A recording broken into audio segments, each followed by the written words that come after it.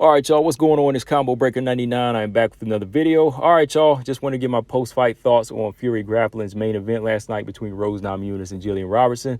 All right, y'all, so yeah, this is grappling, but hey, we talk about all combat sports over here, especially if it's involving, two of the big names in WMMA, two big names like Rose Namajunas and Gillian the Savage Robertson. And yeah, man, it was a solid little match for Gillian Robertson. She's still on her little savage submission streak. She's going in there doing her thing.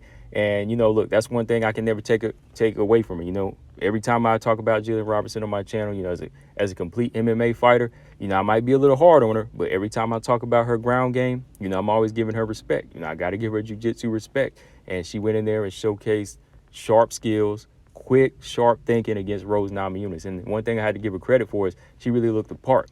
Like, she really looked in good shape in this one. Rose Namajunas coming in at 135, she was a little thick in there. She looked a little like she wanted to be sharp, but she still looked a little sluggish. Like, I don't know if it was just like in her eyes, but I could see something a little off in her. Like, I'm not making excuses for her, but I'm just saying, like, you could see that something wasn't right with her physically, and that I don't think they prepared for this moment. You can look at Gillian Robertson and see that this is what she does, and she was just coming off of training and she was ready to go.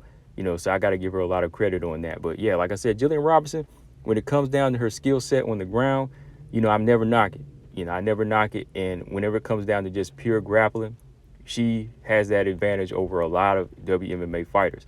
And Rose Namajunas, she may be a two-time champion, but hey, this is a different level. I mean, right away you saw Gillian Robertson go in there and just execute a good game plan of just kind of trying to lure Rose Namajunas in. Rose Namajunas was trying to, do that little herky-jerky movement like she does in some of her MMA fights, but this is a different world. You can see like that movement wasn't working on Gillian. Gillian just kind of got the back of the head and got in at that angle and drug her down to the ground, just like she does some of her opponents like Agapova, Cachoeira. She'll just drag you down and get that awkward angle, and she got the forearm up under the neck of Rose. I mean, like, it got on the chin, but Rose Namajunas, she was kind of like panicking. You can see at the bottom the way she was trying to struggle with her legs. And after that, when she tried to reach up for the wrist, tried to hand fight, Gillian Robertson just locked it in even tighter. I mean, she probably would have got the tap even if she just started squeezing harder by the jaw. But she just slid it down, got it up under the neck, and Rose tapped. So, yeah, man, just a whole different ball game. This grappling is just what Gillian loves. She doesn't have to think about other things. She's not thinking about the punches coming, the jab coming, or having to jab other fighters, you know what I mean? Or getting a head kick if she's trying to drop a level. She can just latch on, pull you down, and get into that position that she needs. So, yeah, I got to give Gillian Robertson credit. Shout out to Gillian getting another victory here, because it still counts as, just a victory in competition. So from here, Gillian Robertson, I hope she really gets on her game and just starts to understand that, hey, I could do this all the time if I just work on my striking. As for Rose Namajunas, Rose, she's got to work on that mental. It just seemed like they just kind of rushed into this thing, and that's on her. There's no excuses. What to expect from this grappling. And I was listening to the post fight, and she was kind of like, we came in short notice. We traveled here, and even like, was that CM Punk? Yeah, that was CM Punk, right? He was kind of like throwing it out there. I know you ain't trying to make excuses, but y'all had to do this and do that. So it's kind of like he was trying to make excuses but not make excuses. But I was like, man, you can't make no excuses. She know what to expect from this. You signed up for it. This is pure grappling. You got to be on your game, right? So that's what it is.